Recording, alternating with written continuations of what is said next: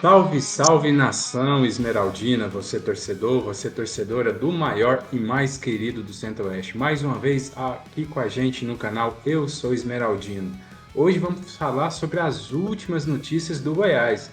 Quarta-feira, meio de semana, a gente vai atualizar você sobre o que está acontecendo no Goiás. Comigo hoje, meu amigo Iris. Iris, bom dia, boa tarde, boa noite, seja bem-vindo, meu amigo. Muito obrigado, Alex. É sempre um prazer estar aqui com você. E aquele bom dia, aquele boa tarde, aquele boa noite para todos que nos acompanham. Vamos que vamos. Vamos falar das coisas do Verdão. É isso aí. E você que não é inscrito no canal, faça um favor pra gente, se inscreva já, compartilhe esse canal, porque aqui o conteúdo é feito de torcedor para torcedor. Então compartilhe os nossos vídeos, vídeos super interessantes, e vem aí algumas novidades. Vai uma edição, Iris, vai ter uma edição especial da Copa do Brasil, o torcedor tem que ficar ligado, por isso tem que se inscrever, prêmios, concorrendo aos prêmios, nossas lives às segundas-feiras, anotem aí, toda segunda-feira compromisso com a gente. Iris, ó, boa notícia, primeira notícia de hoje, Goiás pode disputar uma competição internacional em 2026. É isso aí, torcedor. A CBF está com a intenção de transformar a Copa Verde numa competição internacional, com as disputas dos times da região Centro-Oeste, região Norte, e incluir os países da região amazônica, né? Região de Amazônia, todos os países que têm uma região amazônica poderiam entrar nessa competição. Ah, os times são ruins, as viagens serão gastas, mas não. Amazonas é uma região internacional, todo mundo olha para essa região com muita atenção. Essa transformação, Iris, pode transformar essa competição mais atrativa, quem sabe uma nova Copa do Nordeste, né? Você tem essa ideia ou você acha que é perca de tempo, vai ser aumentar o prejuízo dessa competição? Paulo Rogério disse que já não gosta de jogar Copa Sul-Americana dá prejuízo. Será que essa Copa Verde vai ser mais um elefante branco? Alex, o presidente da CBF, já em pré-campanha, ele falou sobre essa questão da reformulação da Copa Verde. Eu achei que ia ficar ali só na promessa de campanha mesmo, que muitas às vezes esbarram e param só na promessa, mas ele parece estar tocando a ideia para frente. A ideia da reformulação da Copa Verde, se ela vai dar certo, se ela vai ser atrativa ou não, vai depender muito do que o final dela vai representar. Até então, a atração dela é o campeão ir direto para a terceira fase da Copa do Brasil, que já entra com mais de 3 milhões e já entra numa fase mais avançada da Copa do Brasil. Fora daqueles precalços aí de ficar frequentando lugar muito extremo, para difícil transmissão, tudinho. Tinha isso aí. Essa ideia de internacionalizar a Copa Verde, ela tem que ser analisada com muito cuidado. Vamos pensar aqui, ó. Quais os países que pertencem à região amazônica? Nós somos 8 países, né? Brasil, o Peru, Venezuela, Colômbia, Equador, Guiana Francesa, Suriname, e eu acho que se esqueci algum aí, me perdoe. Assim, a gente tem que considerar isso. Um exemplo aqui, ó. Você pega os times de ponta do Equador, é competitivo. Compete com os grandes nossos do eixo mais avançado do futebol brasileiro, os da elite aí da Série A. Rivaliza com o Flamengo, com o Palmeiras, com o São Paulo, com o Corinthians, com outros aí. O Peru, mais ou menos, mas rivaliza também. A Colômbia é o mais forte. Será que viria para a Copa Verde? Seria o time de ponta de lá ou seria os refúgios, como os sons daqui? Exemplo, como o time do extremo norte, aí, e incluindo também do Espírito Santo. Então, se ela vai ser uma competição atrativa e se ela vai compensar, vai depender muito do que vai ser feito dela e o que ela vai proporcionar depois de ter campeão, ter vice. Então, é coisa de se esperar e tem que esperar o negócio fluir aí para saber o que vai dar. Duas coisas chamam atenção, né? Por ser uma competição que envolve Amazonas, chama a atenção de todo o mundo. Outra coisa, a partir do momento que envolve outros times de outros países, a Conmebol também seria parceira da CBF. Seria uma espécie, a gente brinca, a Libertadores é a Série A das competições do continente, a Série B seria a Sul-Americana, e aí talvez uma Copa Verde misturado com esse time da Amazonas, seria até uma Série C e poderia ter um atrativo, uma vaga na Libertadores, uma vaga na Sul-Americana. Então, realmente, vamos esperar, mas é interessante a ideia, né? Acompanhe aí, você torcedor, comente também. Pode falar, eles. Alex, é assim, ó, sobre essa competição da Copa Verde, nós do futebol goiano, o futebol do norte, o nosso acesso à possibilidade a nossa possibilidade de frequentar uma Sul-Americana, uma Libertadores, muito mais ainda, ela é muito difícil. A gente fica naquele anseio, se não, de repente, uma chance de eu participar de uma competição internacional. Mas, assim, a gente esbarra naquela questão de calendário também, né? Vai inchando demais o calendário, vai ficando tudo muito complicado. Aí entra outra parte também. Se o calendário é inchado, devido à Copa do Brasil, devido à Sul-Americana e à Libertadores. Nós temos E Copa os do regionais, Nordeste, né? E tem os os regionais, regionais, os, no os, qual tem uma promessa dos regionais também diminuir algumas semanas, né? A promessa do novo presidente. sim, sim, tem essa questão de calendário. E tem que ao mesmo tempo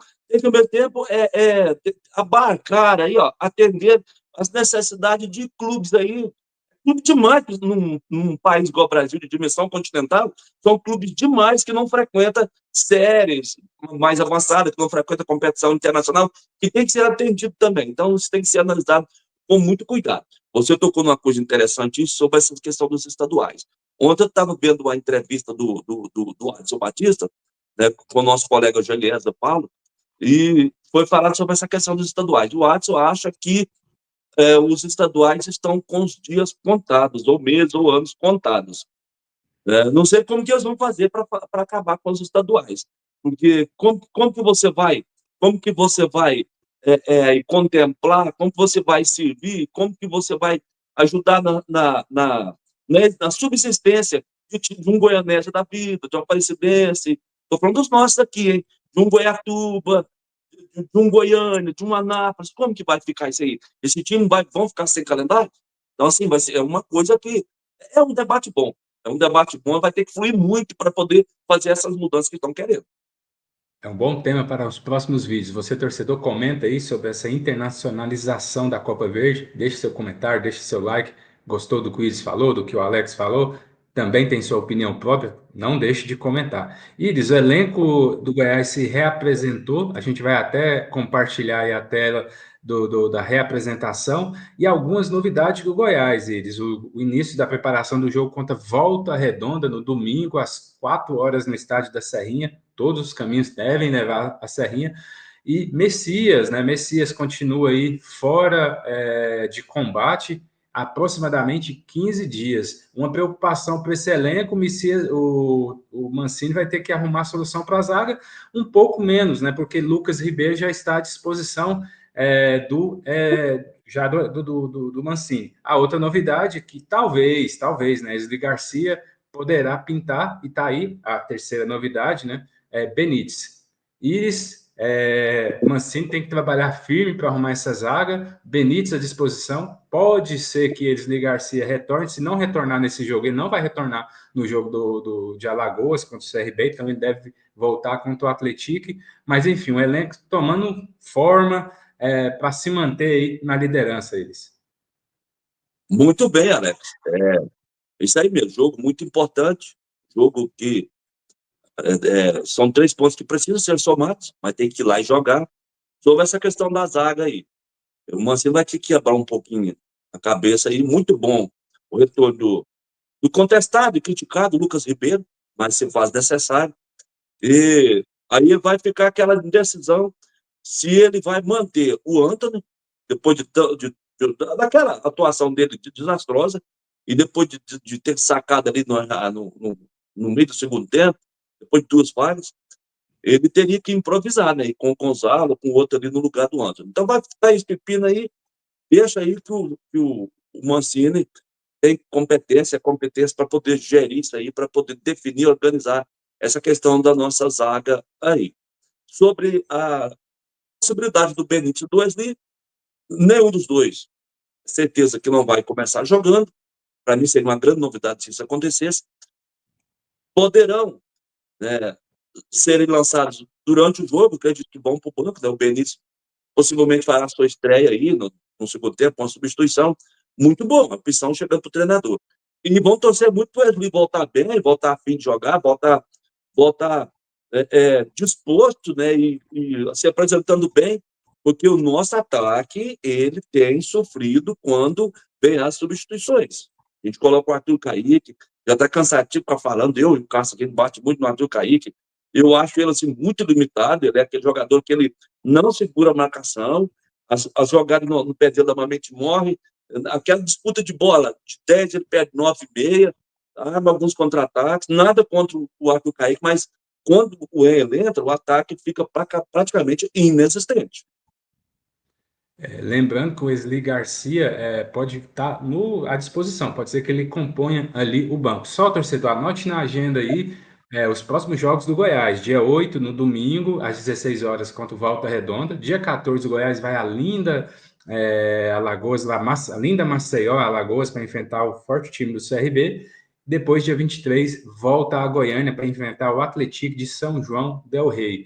Finalizando o mês, dia 29/6, o Goiás viaja para Chapecó, para enfrentar o Chapecoense. Esses são os próximos jogos do Goiás. Iris, Goiás no mercado, sem grandes novidades, ouviu aí alguns rumores que o Goiás estaria interessado no jogador Benjamin Borassi, do Paysandu, mas é uma disputa muito grande, parece que é leilão, mas enfim, a única novidade que a gente tem aí de mercado até agora, o Goiás não fechou com ninguém, tem o Benítez, que foi oficializado e já pode jogar nessa janela, mas esse Benjamin, você tem alguma coisa para falar do Benjamin Borassi? O nome é bonito, o nome do meu filho mais velho, mas eu desconheço esse jogador, Iris.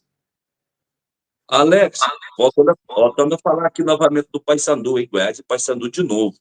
E assim, eu cantei a pedra desde o começo logo que terminou a Copa Verde, eu falei, o Paysandu vai disputar rebaixamento.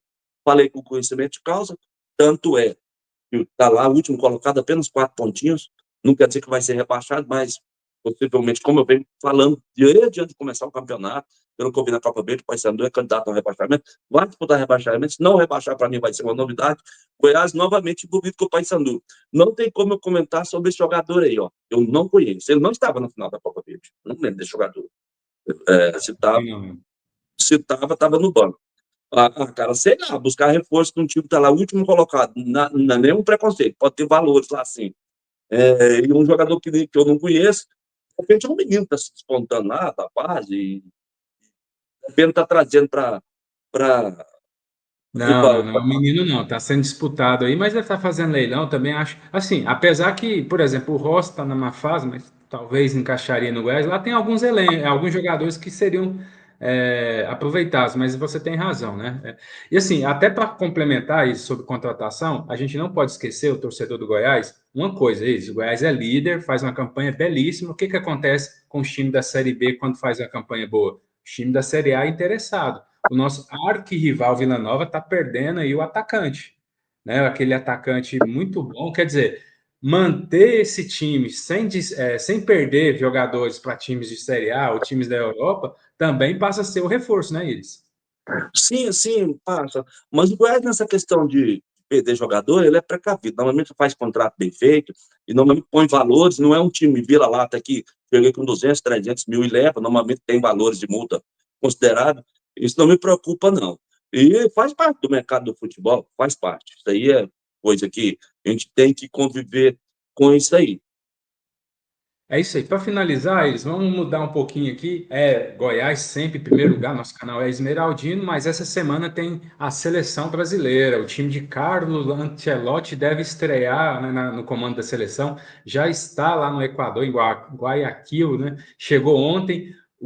A seleção joga na quinta-feira, perdão, às 20 horas, horário de Brasília, e tem uma provável escalação no qual ele já fez os primeiros treinos, que deve ser Alisson, Wanderson, Marquinhos e Alexandro. Casemiro voltando ao time titular, Bruno Guimarães e Gerson. Veja que ele está formando um meio de campo muito forte, muito marcador. Na frente, a grande novidade: Estevão, a volta do Pombo Richardson e Vini Júnior. É muito corajoso de formar um meio de campo forte e botar esse menino Estevão. Lembrando que o Rafinha, que vinha sendo a grande novidade da seleção, está suspenso pelo terceiro cartão amarelo. Mas é um treinador já com audácia, né? Ninguém no Brasil tem que ter cuidado com o moleque, o Estevam. E não, o Carlo Ancelotti já dando força para o moleque. É a inovação. Ele foi contratado para isso, né, Iris? Sim, Alex. Sobre a seleção brasileira aí, basicamente ele convocou as mesmas peças que vinham sendo convocadas.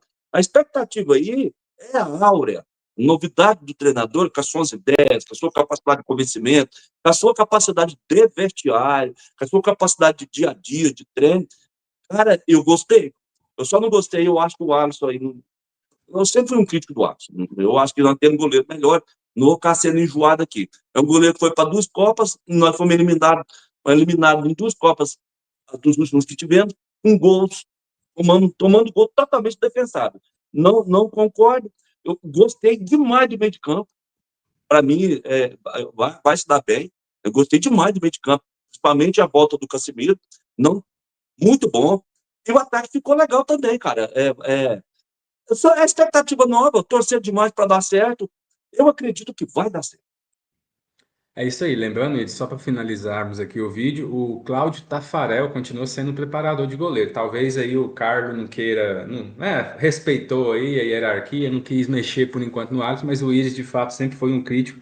O Iris costuma dizer que ele nunca fez milagres, é um bom goleiro, mas nunca fez os milagres que um bom goleiro precisa fazer. Até o Marcos, né, goleiro da seleção 2022, 2002, quando necessário, atuou altos milagres no jogo contra a Bélgica, na final contra a Alemanha, e o Alisson, apesar de boas atuações, nunca foi aquele milagroso, né, Iris? Como o Tafarel, que é o treinador de goleiro, sempre foi, né? O pessoal, às vezes, eles não sabem fazer separação. Antigamente tinha um termo que era muito usado no futebol, que você tem o leão de treino. O que é leão de treino? É aquele cara que come a bola nos treinos, acaba com o jogo, acaba com o jogo nos treinos, chega no jogo, escalado para o jogo, valendo 3 pontos, some na partida. Hoje é essa questão. Joga na Europa, joga no Brasil, é muito discutido isso aí. Às vezes o cara tá bem demais na Europa, bem demais no clube, mas chega na seleção não dá conta. Vocês estão um bom exemplo aí do Marcão, né? O Marcão foi um cara que operou milagre. O próprio Tafarel, alta defesa, o Dida. Como que o cara fazia defesa assim? Você fala, puta que pariu, vai ser gol. Na defesa, o goleiro salvou. A gente precisa disso. O Alisson vai ter que fazer isso. E a seleção é diferente, né? Às vezes o Tafarel, em 94, para você que não recorda, o Tafarel jogava era reserva, terceiro goleiro do Parma. Tava mal na Itália, mas quando vestia a seleção, a camisa transformava. O Alisson é um grande goleiro, joga no Liverpool, mas de repente falta aquele tchan com essa camisa da seleção. Mas o torcedor comente aí as nossas news, não deixe de nos seguir. Fique ligado no nosso Instagram, no grupo de WhatsApp. Um abraço para Maria, para Liliane, para o Ítalo, a galera toda, o Eltim, algo mais aí? Humberto, né? O Humberto está sempre Humberto. participando com a gente, comentando aqui. Um abração para o Humberto também. Faça como esse pessoal aí, não comentando a gente, seguindo no WhatsApp, conversar com todos eles aí. É isso aí, meu amigo Iris. Vamos até a próxima. Um abraço, Alex. Sobre a seleção brasileira aqui para encerrar, a seleção brasileira em descrédito não é mais a preferência do torcedor brasileiro. Então, um dos principais aí, o principal desafio é recuperar o futebol para o Brasil competitivo. Depois é trazer essa paixão novamente para o torcedor brasileiro, que ela ficou no passado. Um Mas abraço, obrigado. é isso aí, como diz aquela música famosa, né? Quando a gente diz que deixou de amar, quando dá uma vitória, duas, a gente volta a amar tanto a seleção quanto essa camisa verde que nos deu muita paixão. Mas é isso aí, torcedor. Aquele abraço, uma ótima quarta, restante de semana.